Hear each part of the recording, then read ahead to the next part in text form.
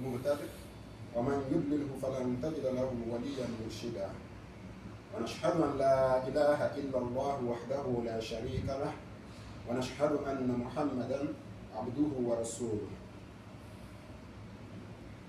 صلوات ربنا عليه وعلى آله وأصحابه ومن تبعهم بإحسان إلى يوم الدين وبعد. عباد الله، أوصيكم ونفسي بتقوى الله، وقد قال سبحانه وتعالى في كتابه التنزيل بعد أعوذ بالله من الشيطان الرجيم: يا أيها الناس اتقوا ربكم الذي خلقكم من نفس واحدة وخلق منها زوجها وبث منهما رجالا كثيرا ونساء واتقوا الله الذي تساءلون به والأرحام إن الله كان عليكم رقيبا. وقال سبحانه وتعالى أيضا: يا أيها الذين آمنوا اتقوا الله حق تقاته ولا تموتن إلا وأنتم مسلمون. وأتى أيضا لنا سبحانه وتعالى في كتابه التنزيل: يا أيها الذين آمنوا اتقوا الله وقولوا قولا سديدا يصلح لكم أعمالكم ويغفر لكم ذنوبكم ومن يطع الله ورسوله فقد فاز فوزا عظيما.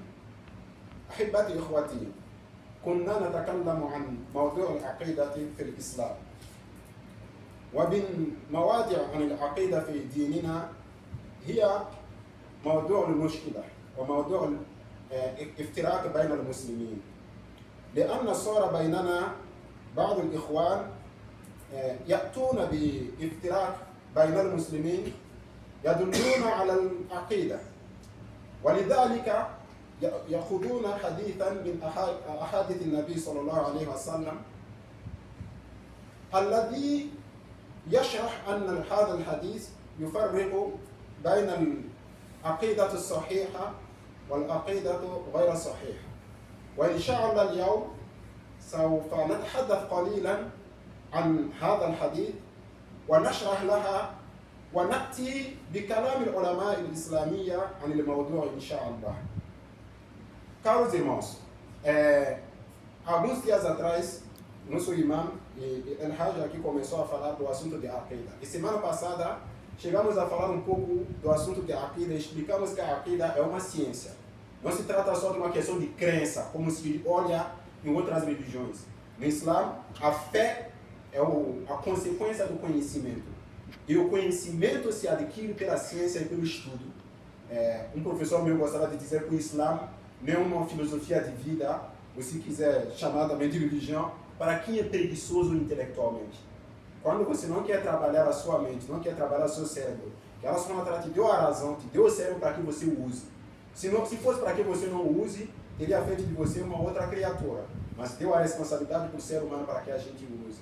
Então a Aqida é uma ciência, porque ela é a ciência que você vai estudar e que vai fazer você evoluir e garantir as suas convicções, garantindo a sua tranquilidade, a sua confiança no que você aprendeu, e assim sim aquilo se vira fé, imã. Então a fé no Islã não é acreditar no desconhecido, naquilo que eu não consigo explicar, pelo contrário, é aquilo que eu consigo explicar com tranquilidade, que eu tenho confiança na explicação ao qual eu tive acesso a partir dos meus estudos, a partir do meu esforço, a partir dos professores que me transmitiram aquilo. Aí sim aquilo se transforma em fé. Por isso que a ciência da Aqida é justamente uma ciência que fala daquilo que amarra. A Aqida é alguma coisa amarrado, selado, aquilo que você tranquilizou.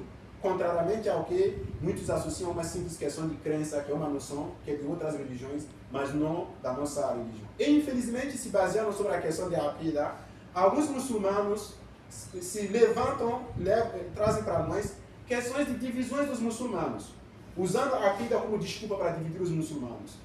E um dos argumentos mestres que se usa nisso é um pretendido hadith, dentro dos hadiths que foram atribuídos ao profeta alaihi salatu wassalam, que teria dito, que o profeta alaihi salatu wassalam teria previsto que os judeus seriam divididos em 71 grupos, os cristãos em 72, os muçulmanos seriam divididos em 73 grupos. E que entre esses grupos só tem um que vai ser salvo.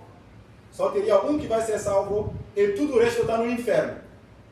E muitos se baseiam nisso e acreditam fielmente nisso, e a partir disso sim entram dentro da comunidade muçulmana para dividir as pessoas, para dizer: fulano, a sua crença não é boa, então você faz parte dos grupos que vão para o inferno. Fulano, a sua crença é ruim, você faz parte dos grupos que vão para o inferno. Viraram fiscais de crença e fiscais da fé das pessoas na base do hadith.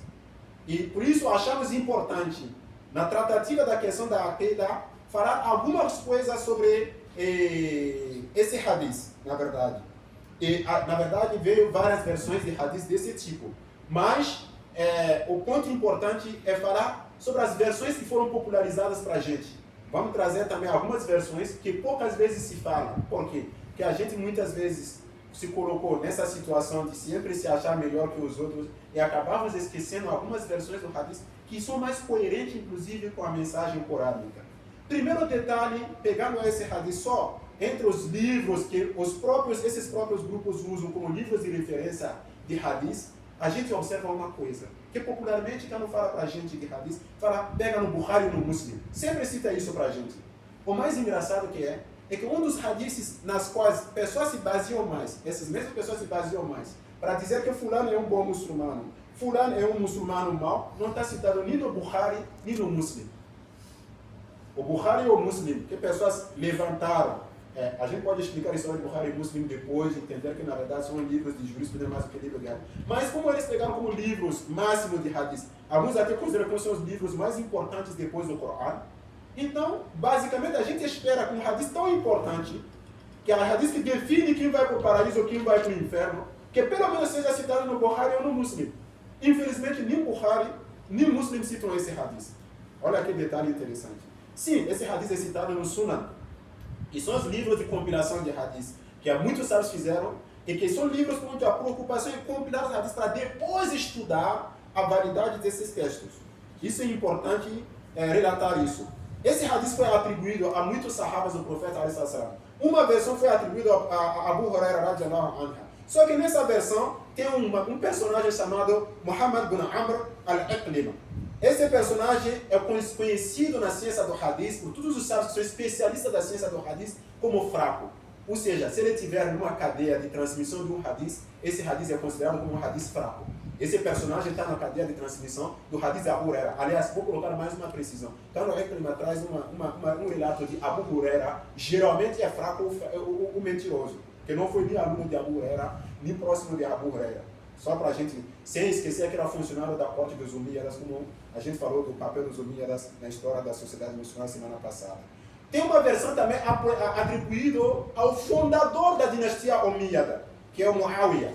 Muawiyah, para quem não sabe, é filho de Abu Sufyan, que foi um dos chefes da Meca, que mais combateu o profeta ﷺ, acabou aceitando o Islã no finalzinho da vida, mas o fato é que ele não fez parte dos primeiros sahabas do profeta ﷺ, não foi alguém que passou pela educação espiritual, a educação científica do profeta de forma completa. E depois do falecimento do profeta ﷺ, depois dos governos, ele levantou e teve a primeira rebelião armada contra um governante muçulmano, que é a rebelião que ele fez contra Ali radhiyallahu anhu. E o pior, depois que ele estabeleceu o poder, infelizmente, ele trouxe uma coisa que era nova, novidade dentro da sociedade muçulmana pós-corânica, que é a chamada asabia, o etnicismo. A lógica de que minha etnia, meu povo era melhor. Isso, ele mesmo não chegou a um certo nível de extremismo, mas infelizmente os sucessores dele chegaram a um tal extremismo que chegavam a considerar o próprio profeta Muhammad ﷺ como alguém que destruiu a civilização árabe. Porque o profeta Muhammad, é bom lembrar que ele não era árabe. Tá? Algumas pessoas não podem não gostar, mas é importante, o profeta era um ser humano universal, ele era a mistura de todo mundo. Mas ele não era árabe. Nem os árabes da época dele o consideravam árabe. Isso está no Corão, Surat al-Zukhruf. Então, ele era arabizado, musta'ariba, que era diferente de árabe, que são os árabes originais. E Muawiyah, como ele é de uma família de árabes originais, começaram a fazer essa discriminação, até discriminar os musta'ariba. Até o próprio profeta Muhammad ﷺ era atacado. E com isso, eles vão usar propagadores, vão usar divulgadores para poder divulgar a ideologia dele, que é os famosos qussos, os famosos contadores de história, que até tinha mais voz dentro das mesquitas do que os próprios sábios muçulmanos. Ou seja, tiraram os sábios para colocar propagandistas dentro das mesquitas para falar em nome do Islã. E muitos desses propagandistas, infelizmente, muitos eram o ex-rabinos, o ex-padres, que não estudaram nada de Islã. Você bota um rabino, um padre, mesmo se ele acabou de se reconhecer muçulmano, para ensinar Islã, com certeza que não é Islã que ele vai ensinar o que ele sabe, o que ele mais estudou na vida dele. Infelizmente. Não são todos, mas muitos eram assim. E uma dessas pessoas que está na cadeia de transmissão da versão desse hadith que foi relatado, que foi atribuído a Muawiyah, é Abdullah al-Huzini, que era conhecido como sendo um Nasabi, que eram as pessoas justamente que odiavam a família do profeta sallam, as pessoas que eram etnicistas, eram funcionários da corte dos Umíyadas. E os sábios muçulmanos conseguiram identificar essas pessoas e sabem que quando uma pessoa dessa está numa cadeia de transmissão de um hadith, esse hadith é automaticamente considerado o fraco, o falso. Ou seja, tem uma invenção dentro desse hadith. Uma versão também foi atribuída ao companheiro do profeta Anas bin Malik. Eu já expliquei uma das técnicas que os sócios usavam aqui. Que é de que ele cita uma frase qualquer e cria uma cadeia de transmissão e diz fulano disse. Às vezes na cadeia que ele vai citar pessoas honrosas. Então, você não tem como duvidar dessas pessoas honrosas. Mas infelizmente quem está criando essa cadeia às vezes é ele. Então, na época não tinha internet, não tinha Google, não tinha negócio para você ir lá verificar na hora, fazer check-in. Então a fake news era muito fácil se espalhar, infelizmente, como verdade, porque as pessoas acreditavam na honradez das pessoas e na palavra da pessoa. Al-Qawl é uma coisa fundamental do Islã. Quando você fala, você não precisa dizer no Islã jurê. Quando você fala é um Qawl, já é uma promessa que você tem que cumprir. E infelizmente, pessoas vão usar essas coisas para tentar enganar muitas pessoas que tinham acabado de chegar no Islã. E essa pessoa que era Nasabi, que era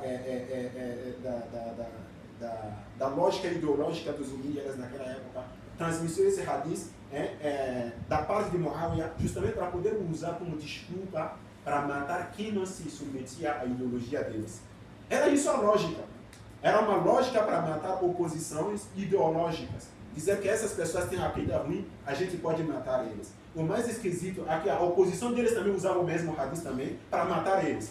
Então, naquela época, pessoas que diziam que era Tashjir al-Bayt, que a gente conhece popularmente hoje como Shiita, usavam também esse hadith, por incrível que pareça. Ou seja, qualquer um dos grupos usava o mesmo hadith para poder massacrar outro muçulmano. Quer dizer, a desculpa de você poder. Porque sabe que se você, o profeta Sallam falou claramente, quando você teve a intenção de matar seu irmão muçulmano, se vocês dois foram se combater, cada um com a intenção de se matar, estão indo para o Jahannam.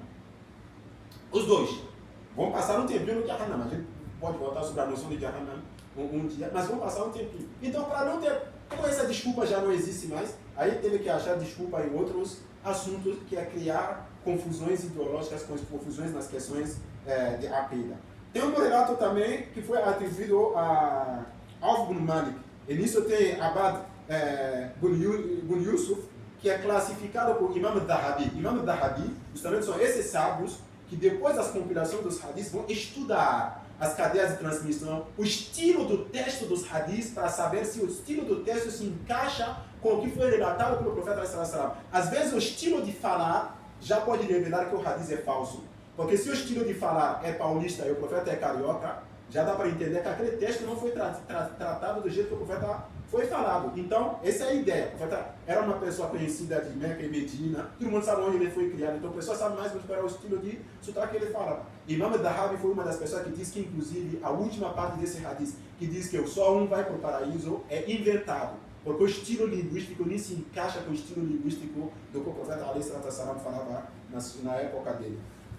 E tem também uma versão que foi atribuída a Abu Umama, e nesse tem Qatr bin Nasir, que é classificado fraco por todos os especialistas de hadith também, e uma versão que foi atribuída para Abdullah bin Omar e Amr bin al-As, que são os sahabas do profeta, tem Abdullah bin